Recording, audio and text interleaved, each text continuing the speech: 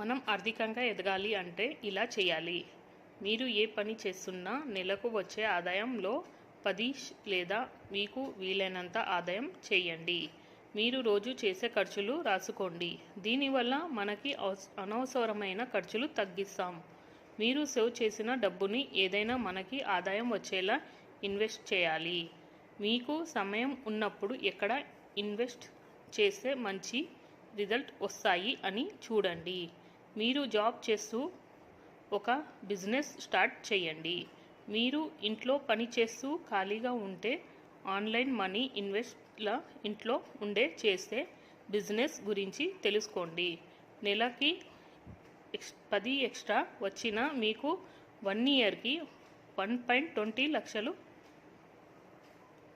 అవుతుంది. 5 ఇయర్స్ అలా చేస్తే మళ్ళీ 6 లక్షలతో ఇన్వెస్ట్ చేస్తే మీరు కష్టపడకుండా ఆదాయం వస్తూ ఉంటుంది. ఓకే ఫ్రెండ్స్, ఇంకో వీడియోలో కలుద్దాం.